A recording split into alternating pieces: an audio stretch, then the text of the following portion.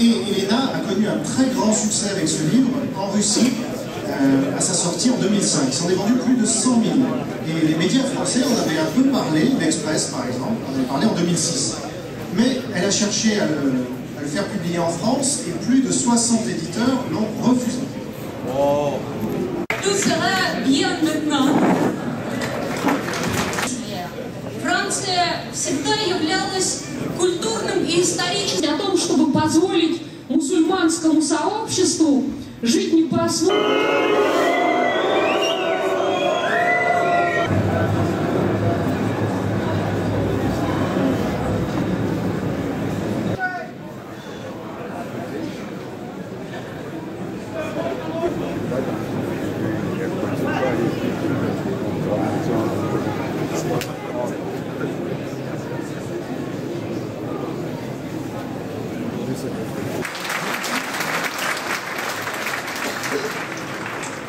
Génétiquement, c'est la guerre. L'islam a déclaré aux autres civilisations une guerre universelle et perpétuelle.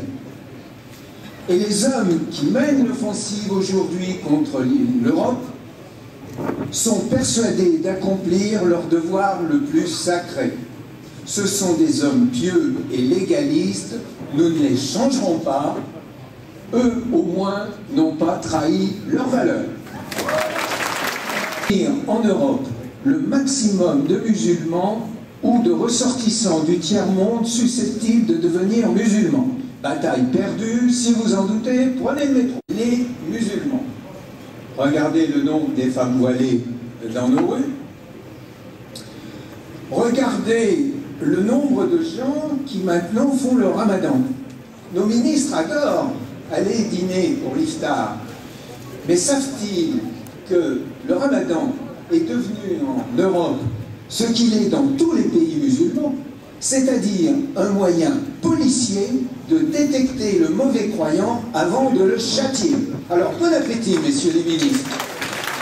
Un prénom musulman, ça veut dire qu'il le tatoue comme musulman, et dans cette civilisation où il est interdit de quitter l'islam, nous lui interdisons, nous laissons cet homme lui interdire la liberté de conscience jusqu'à la fin de ses jours, ainsi qu'à tous ses enfants. Bravo les Français. L'islam s'avance aussi derrière un leurre, derrière un mirage. C'est l'islam modéré, compatible avec nos valeurs, l'islam des Lumières. Il n'existera jamais. Moi, je vais chercher mes références là où elles sont incontestables. Qu'est-ce que c'est que l'islam?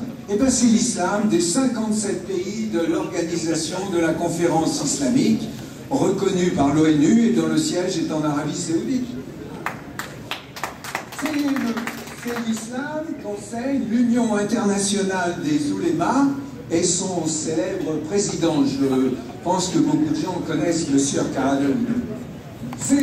Victor Hugo disait: le meilleur symbole du peuple, c'est le pavé. On lui marche dessus et un jour, soudain, il vous tombe sur la tête. Et un procès, on lui reproche de parler de l'islam, de citer les textes fondamentaux de l'islam. Je vous la laisse, elle va vous raconter son histoire, c'est absolument incroyable.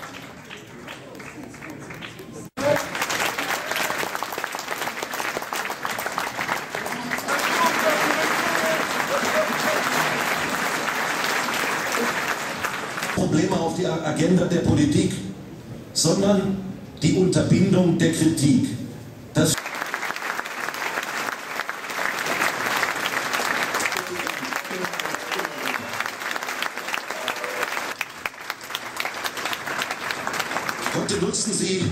Heute nutzen Sie unsere Schulen.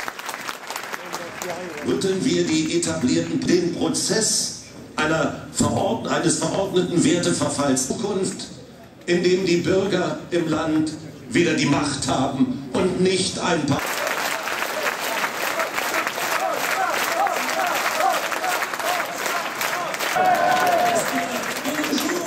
Bonjour, fallu s'exiler en Suisse. De plus, on le qualifie de facho. On veut interdire Tintin, Astérix est devenu facho. Eh bien, je vous remercie quand même, c'est vraiment sympa de votre part d'être venu écouter un salopard comme moi. La consommation effrénée, sans aucun système de valeurs à défendre. Ce vide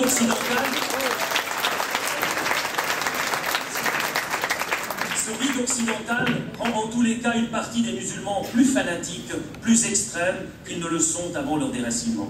Cependant par une prise de pouvoir sur tous les secteurs de la vie et sur tout le territoire disponible, et non seulement sur les consciences. Alors que nous ne pensons qu'à nos retraites, nos vacances et nos assurances, le monde musulman produit des armées de combattants, hommes et femmes, prêts à sacrifier leur vie en tant que bombe humaine ou dans la guerre.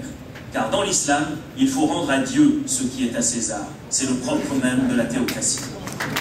Une certaine gauche trahit sa nostalgie autoritaire.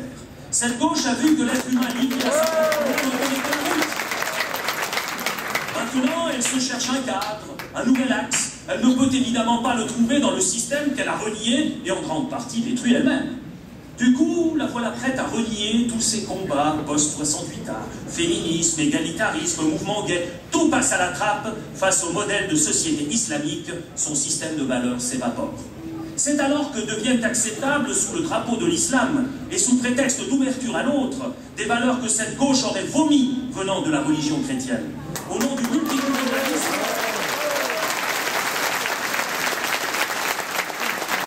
elle épouse désormais la plus dictatoriale des monocultures, ayant adopté jusqu'à la caricature les comportements de la bourgeoisie qu'elle combattait. Que lui reste-t-il d'autre pour soigner son dégoût d'elle-même? L'islam est pour elle une sorte de reconquête de la pureté et de la simplicité. Je vais essayer comme ça.